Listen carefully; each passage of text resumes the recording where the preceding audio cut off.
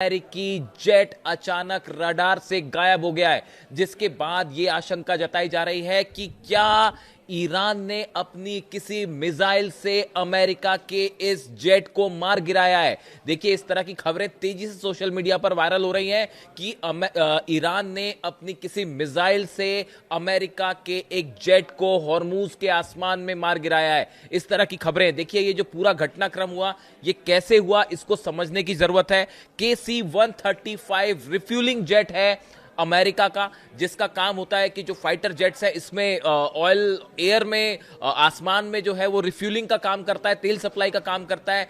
ये जेट काफी कई घंटों से हॉर्मूज के आसमान में घूम रहा था, चक्कर लगा रहा था। KC-135 जेट, जिसको लेकर बताया यह जा रहा है कि ईरान की तरफ से वार्निंग दी गई। ऐसी सूत्रों से जानकारी आ रही है कि ईरान की तरफ से वार्निंग दी गई, लेकिन उसके बाद भी ये हॉर्मूज के ऊपर चक्कर लगाता रहा।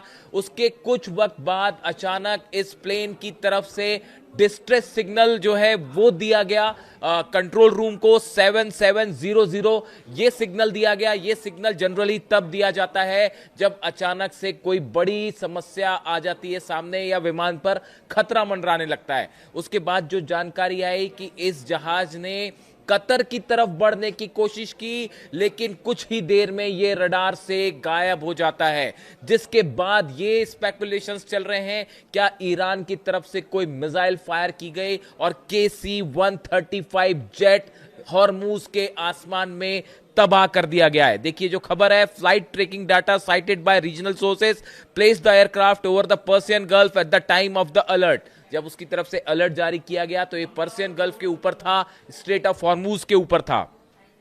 Before it later disappeared from the radar. Reports also suggest 2 helicopters departed Al Udeid Air Base, possibly in response. देखिए जब ये सब कुछ हो रहा था, जब रडार से ये KC-135 जेट गायब हो रहा था, उसी समय कतर के अल उदैद बेस से अमेरिका के 2 हेलीकॉप्टर्स ने उड़ान भरी हॉर्मूज के लिए।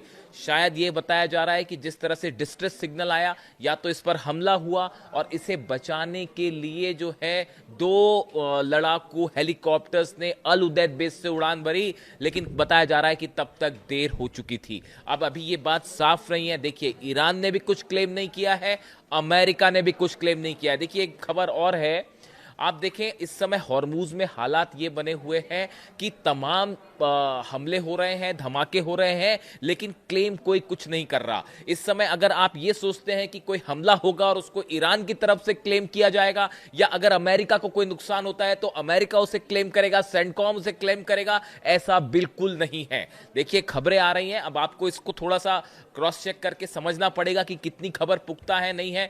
कल भी जब अमेरिका के शिप पर फायर हुआ था और वो ईरान ने मिसाइल्स दागी थी, बकायदा एंटी शिप मिसाइल्स दागी थी, तब भी इस तरह के, देखिए सबसे पहले इंडिया में मैंने खबर ब्रेक करी थी, आपको बताई थी, अल जजीरा ने भी इस खबर को कैरी किया था। लेकिन देखिए ये मिसाइल ने हिट किया नहीं किया, उससे कितना नुकसान हुआ, इसको लेके तमाम दावे हैं। अमेरिका कभी ये नहीं कहेगा कि भाई हमारा शिप जब तबाह हो गया, इस बात को समझिए, अनटिल अनलेस वो वॉर ना करना चाह रहा हो। ऐसी सूरत में फिलहाल इस KC-135 जेट को लेकर बड़ा सस्पेंस बना हुआ है। इतना तो निश्चित तौर पर साफ है कि कोई बड़ा अटैक हुआ है इसके ऊपर, या कुछ ऐसा हुआ जो कि साफ नहीं है इस समय, और इसको हमले से जोड़कर देखा जा रहा है। और उसके बाद 2 हेलीकॉप्टर्स का उड़ान भरना अल उदैद बेस से, जो कि हॉर्मूज की तरफ बढ़ते हैं, लेकिन उसके पहले ये रडार से गायब हो चुका था। अब इस पे कुछ इंतजार करना होगा कि क्या हकीकत निकल के सामने आती है।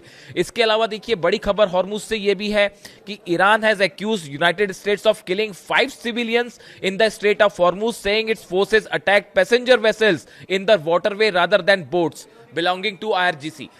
ईरान का कहना ऐसा है कि कुछ ऐसे जहाजों को निशाना बनाया अमेरिका की नेवी ने जो कि जनता से जुड़े हुए थे, वो सिविलियन बोट्स थी, वो IRGC की हमला करने वाली बोट्स नहीं थी। सिविलियंस के जहाजों पर, बोट्स पर हमला किया गया और कई लोगों की जान ली गई, ये आरोप लगाए हैं ईरान ने। यानी आप देखिए हॉर्मूज में हालात बेहद तनावपूर्ण है, भले सीज फायर हो, लेकिन अगर वेसल्स पे हमले हो रहे हैं जेट्स पर हमले हो रहे हैं, छोटी बोट्स पर हमले हो रहे हैं, तो आप ये मान के चलिए सीज फायर खत्म हो चुका है और ये कभी भी एक बड़ा जंग का रूप ले सकता है। क्या डोनाल्ड ट्रंप ईरान पर हमला करने की हिम्मत करेंगे? बस बात इतनी है और कोई अब सवाल नहीं है। देखिए, ईरान की सेना की तरफ से बहुत ही एग्रेसिव पोस्चर लिया गया है, एग्रेसिव स्टैंड लिया गया है। ईरान की सेना ने कहा था आप हॉर्मुज छोड़ के चले जाइए, अगर आप किसी तरह का ऑपरेशन हमारे वाटर्स में करेंगे तो हम जवाब देंगे, और वही ईरान ने किया। ईरान, अमेरिका के जहाज ईरान के वाटरवेज में घुसने की कोशिश कर रहे थे, वहां से किसी जहाज को एस्कॉर्ट करने के लिए आईआरजीसी ने अपने कहे के मुताबिक मिसाइल्स दाग दी। जो प्लेन बताया जा रहा है KC-135, ये हॉर्मुज के ऊपर मंडरा रहा था, वार्निंग दी गई, नहीं हटा, संभवतः मिसाइल दाग दी गई। अब इस बारे में अभी कुछ ईरान की तरफ से क्लेम नहीं है। यूएई पे भी जो हमले हुए, देखिए यूएई पे जो 15 मिसाइल्स दागी गई हैं और ड्रोन्स दागे गए हैं, उसको लेकर भी कई बड़ी खबरें सामने आ रही हैं जो कि बड़ी हैरान करने वाली हैं। कल मैं देखिए सुबह एक तो आपको बड़ा खुलासा करूंगा, ये जो यूएई पर हमला हुआ है इसको लेकर शायद अब तक का सबसे बड़ा खुलासा इस बार की जंग से जुड़ा।